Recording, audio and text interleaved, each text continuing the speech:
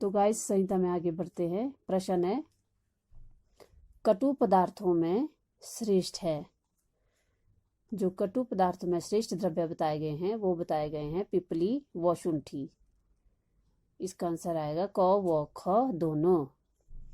बांस को निरस्ती करके उबालकर पुनः पत्थर पर पीसकर उसमें त्रिकटु गुड़ व घृत मिलाकर पकाने से बनता है। तो मांस को अस्थि रहित करके उबालकर पुनः पत्थर पर पीसकर उसमें त्रिकटु चूर्ण जैसे सौंठ मरीच पिपली गुड़ व घृत मिलाकर पकाने से जो बनता है गैस वो बनता है विषवार। सर्वश्रेष्ठ अनुपान है। जो सर्वश्रेष्ठ अनुपान बताया गया है वो बताया गया है महेंद्र जल अथवा वर्षा का जल। भोजन में रस ग्रहण का क्रम है। जो भोजन में हम रस ग्रहण करते हैं उसमें जो है उसका क्रम इस प्रकार से है, मधुर अमल लवण कटु तिक्त व क्षाय। सबसे पहले हमें मधुर रस लेना चाहिए, उसके बाद अमल, फिर लवण, फिर कटु, फिर तिक्त और फिर क्षाय। इस प्रकार से 6 रस लेने चाहिए।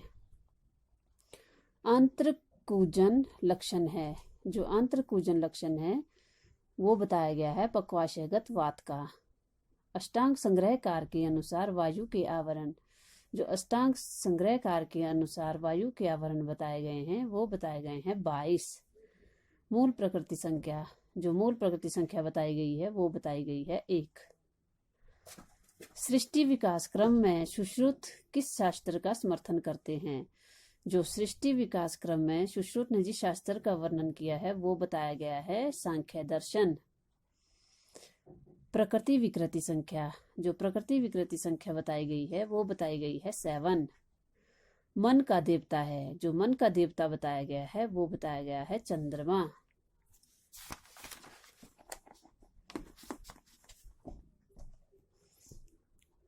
नेक्स्ट क्वेश्चन है, सृष्टि का कारण है। जो सृष्टि का कारण बताया गया है वो बताया गया है स्वभाव, यदृच्छा, ईश्वर, उपरोक्त सभी। ये सभी जो है सृष्टि के कारण बताए गए हैं। अग्नि महाभूत में गुण। जो अग्नि महाभूत में गुण बताए गए हैं वो बताए गए हैं सत्व प्लस रज, सात्विक गुण। ये दोनों सात्विक गुण में आते हैं। मूर्छा में दोष प्रधानता है। जब बेहोशी आती है तो उसमें जो दोष प्रधान होता है वो पित्त प्लस तम होता है। तो उस समय गर्मी बढ़ जाती है और आंखों के सामने अंधेरा ही छा जाता है। इस प्रकार से मूर्छा में जो दोष प्रधानता रहती है वो रहती है पित्त प्लस तम की। अभ्यंग निषेध है। जो अभ्यंग का निषेध बताया गया है वो बताया गया है नवज्वर में, अजीर्ण में और विरेचन कर्मों के उपरांत अर्थात उपरोक्त सभी में। सुश्रुत के अनुसार धूम्रपान काल।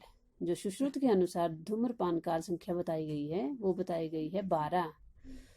मुख में द्रव्य ग्रहण कर चलाए जाने पर संज्ञा होती है। जो मुख में द्रव्य ग्रहण कर चलाए जाने पर जो संख्या बताई गई है वो बताई गई है कवल।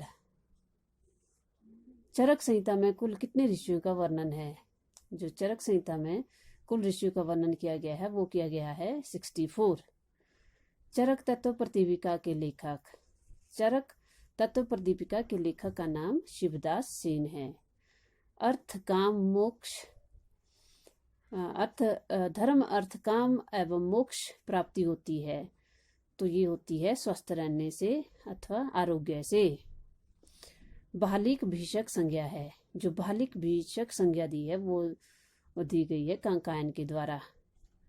निमन में कौन पुनर्वसु के शिष्य नहीं थे। तो जो पुनर्वसु के शिष्य नहीं थे वो बादरायण नहीं थे। अग्निवेश चतुकर्ण क्षारपाणी ये इनके शिष्य थे। तो इसमें पूछा है निमन में कौन पुनर्वसु के शिष्य नहीं थे तो वो बादरायण नहीं थे। तो आज के लिए इतना ही गाइस, थैंक यू।